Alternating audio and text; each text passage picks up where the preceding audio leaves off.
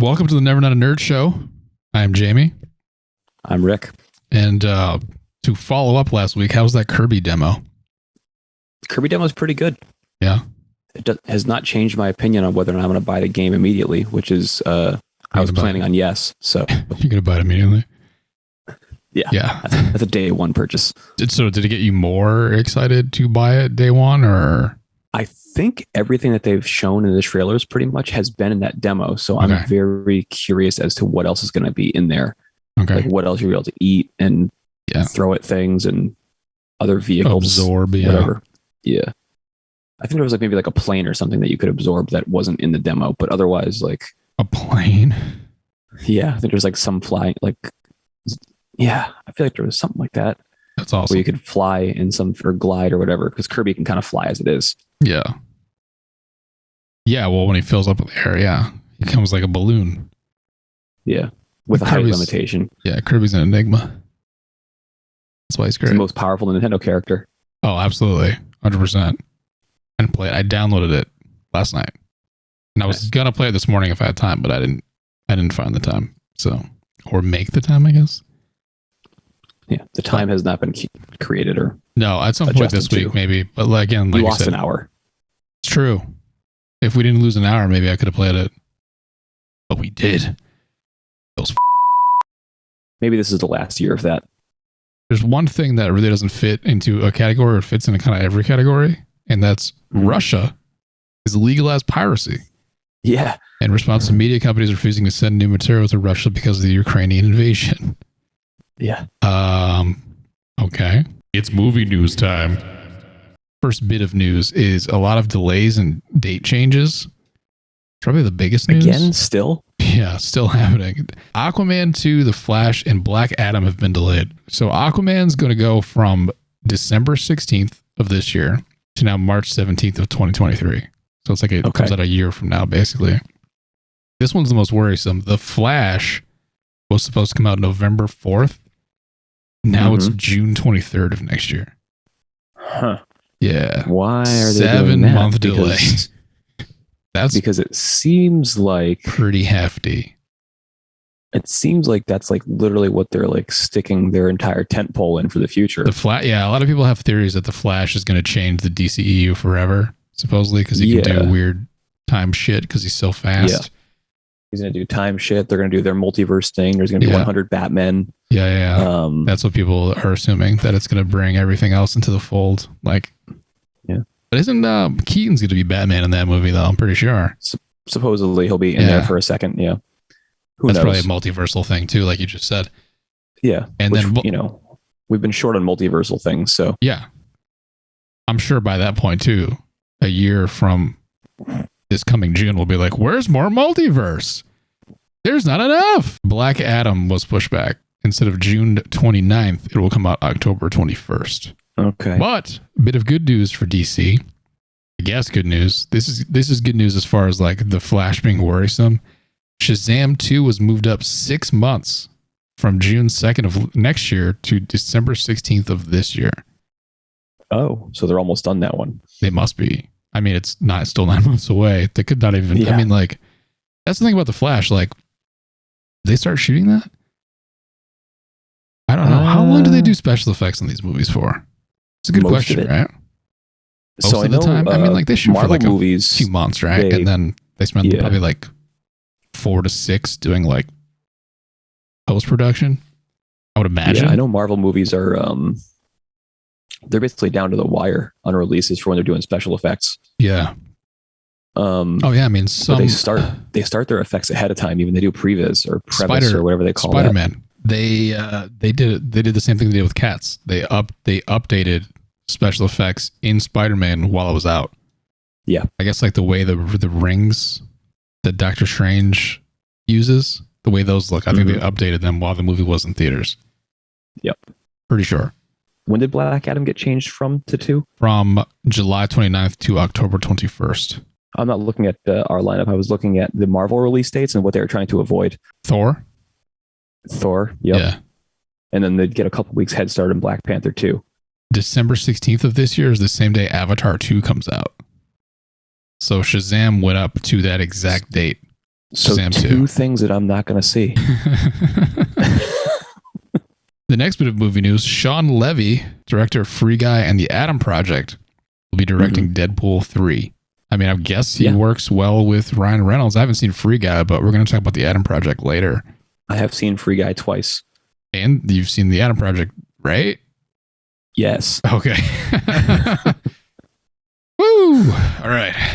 So being released this week in theaters is, I believe it's pronounced Umma, U-M-M-A. It's a supernatural horror movie starring Sandra Oh and produced by Sam Raimi. Could be interesting. The Outfit, a movie about a tailor that makes clothes for a family of gangsters. I think that's in limited release. So is Umma. And then X, the horror movie we talked about, Mary Bank Hill, where an older woman seemingly starts to murder the crew of an adult film being made on her property. That also comes out this Friday. That is the movie theater movies. And then a thriller called Deep Water, starring Ben Affleck and Ana de Armas, hits Hulu Friday the 18th as well. Apparently that was made or supposed to come out in 2020.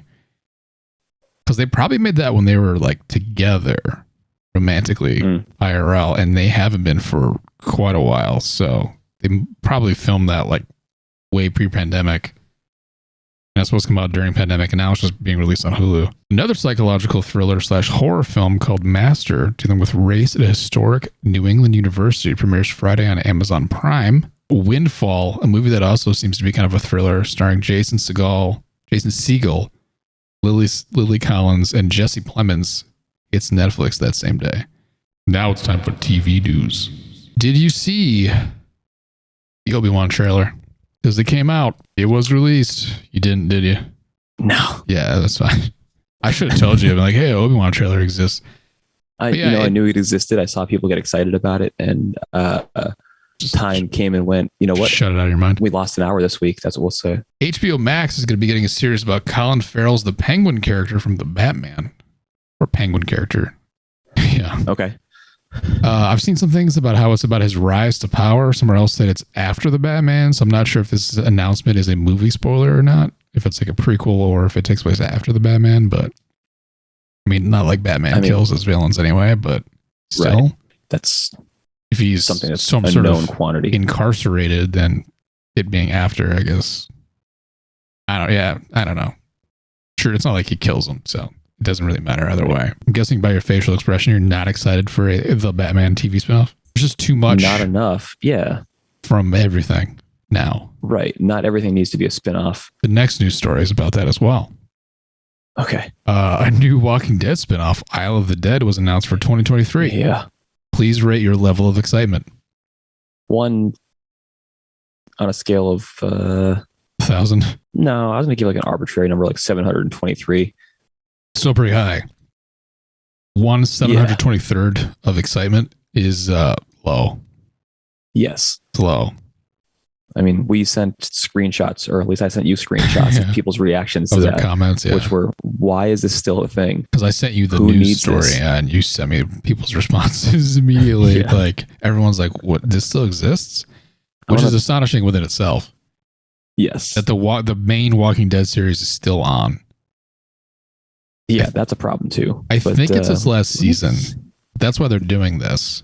Bad Vegan, a limited docuseries about a vegan restaurant scandal, comes out this Wednesday, the 16th. DMZ, a series based on the Brian Wood comic series about Manhattan becoming a demilitarized zone during a second civil war, premieres on HBO March 17th. Also premiering on Thursday on HBO Max is Minx, a series about an erotic magazine for women in the 1970s. Human Resources, a workplace comedy about the hormone monsters and similar entities from Big Mouth, premieres Friday on Netflix. So it's a Big Mouth spinoff? Yes. And then Life and Beth, a show where Amy Schumer plays a wine distributor reassessing her life. Both premiere Friday. That premieres Friday on Hulu. And then one for my wife, Sanditon Season 2 premieres Sunday, March 20th on PBS. Which apparently she told me it's 1 episode a week if you're a plebeian, but if you have Masterpiece like she does, you get to watch all of them that day if you want to. Now it's time for games news. GTA 5 comes out this week again. For what? PS5 and the Xbox Series S/X consoles. It'll be discounted upon release to $9.99 on PS5 and $19.99 on the Xbox Series consoles through June 14th. This game is like 8 years old. Why it came is out it on not? PS3, yeah. If you're interested in online only, those would be free and $9.99 respectively for PS5 and Xbox. How is that June not just 14th. straight to Game Pass? It's more on Xbox actually because they have a deal with Sony. Right. That's why. Because they have showed the trailer for the PS5 version during like Sony events.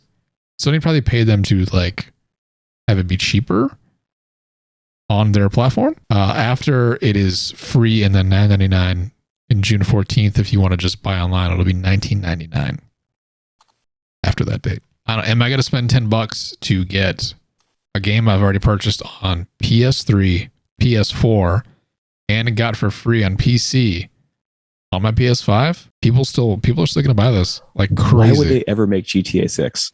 That's a question people have been asking since this came out, and it's been a cash cow as the online version. It's like the same thing like why Steam doesn't make new game or supposedly they are making GTA 6 though. We covered that a few weeks ago. They're at least making another GTA. That they're working on something. Yes, they're making another Grand Theft Auto game.